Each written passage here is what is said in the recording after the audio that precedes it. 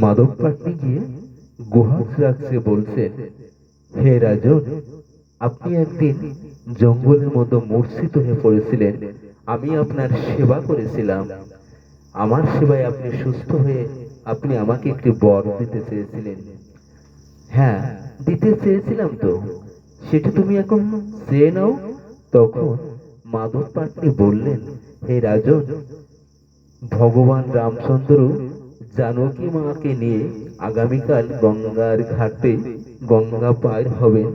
তাই আমার প্রার্থনা, আমার নৌকাটি তো ভাঙা, সুন্দর সুন্দর ময়ূর পঙ্খী আছে, প্রভু যদি আমার নৌকায় না ওঠেন, তাই আমি চাই কাল আগামীকাল প্রভাতে আমার প্রভু পার হওয়ার আগ পর্যন্ত যেন গঙ্গার ঘাটে আমার নৌকা ছাড়া আর কোনো নৌকা না থাকে। আমি আমার প্রভুকে পার করতে চাই। তথাস্তু তাই হবে। যথারীতি ভাবে প্রভাতের সূর্য কিরণ যখন দিয়েছে, তখন স্বয়ং রামচন্দ্র জানকী মাকে সঙ্গে নিয়ে এবং ভাই লক্ষ্মণকে নিয়ে গঙ্গার ঘাটে এসে মাধব পাটনিকে বলছেন, হে মাঝি ভাই, আমাকে একটু পার করে দেবেন। মাধব পাটনি কিন্তু ভগবানের আহ্বান শুনে দু চোখে জল চলে আসলো। স্বয়ং ভগবান আজকে তার দ্বারে এসে, তার ঘাটে এসে বলছেন, মাঝি ভাই একটু পার করে দেবেন। বহু জন্মের সাধনা, সেই ভগবান আজকে তার কাছে বলছে, হে মাঝি ভাই, আমাকে একটু পার করে দেবে। দ্বিতীয়বার বললেন, তবুও মাধব পাটনি শুনিও না শোনার ভান করলেন। তৃতীয়বার বললেন, হে মাঝি ভাই, কৃপা করে একটু আমাদের এই ঘাটটা পার করে দেবে, গঙ্গা পার করে দেবে। দেখেন, স্বয়ং ভগবান হয়ে নদী পার হবে, কত বিনয়ের সুরে মাঝিকে বলছেন একটু পার করে দিবেন।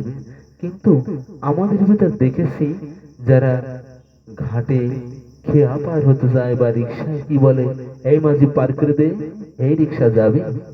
এই ধরনের ভাষা উচ্চারণ করাও পাপ। স্বয়ং ভগবান এটি শিক্ষা দিয়ে যাচ্ছেন। এরপর লক্ষ্মণ বললেন, দাদা তোমাকে ডাকছেন, তুমি কেন শুনছো না এ মাঝি ভাই? তখন মাধব পাটনি বললেন, আমি প্রভুকে শিক্ষা দেওয়ার জন্য আমি ডাক শুনছিলাম না। আমার দাদাকে শিক্ষা দেবে মানে?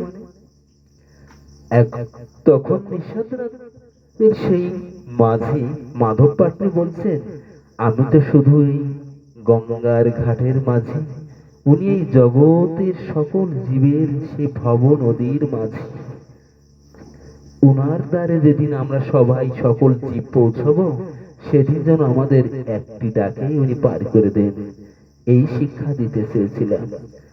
স্বয়ং ভগবান রামচন্দ্রের চোখে জল রূপালি স্লিপ করে উঠে বললেন মনে মনে, হ্যাঁ মাধব পাটনি, আমার ঘাটে যে আসবে তাকে আমি এক ডাকে পার করে দেব, তোমাকে কথা দিলাম।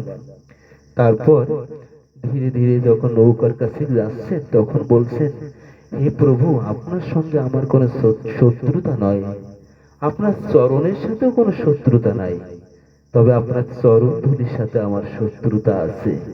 কারণ আমি শুনেছি গত রাতে রাম কাহিনীতে আপনার চরণ ধুলি পেয়ে পাষাণও নারীতে পরিণত হয়েছে।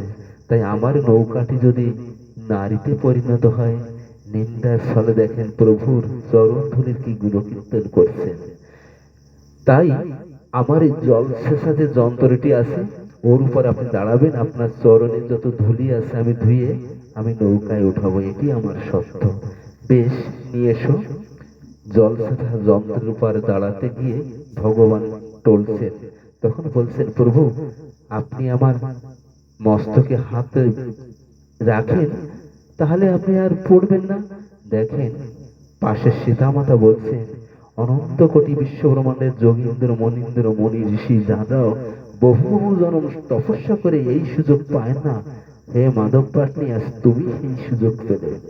মাধব পাটনি তো তাই চায়। তাই মাধব পাটনি পাটা ধুয়ে দিচ্ছেন। কিভাবে? লক্ষণ বলছে যে তুমি পা চরণ ধোয়াবে, তা তুমি এক ঘটি জল নিয়ে এসো। তখন লক্ষণকে বলছে, হে লক্ষণ ভাই, এই জল তো স্বয়ং ব্রহ্মার উচ্ছিষ্ট, তিনি প্রাণ গোবিন্দের চরণ ধুয়েছেন।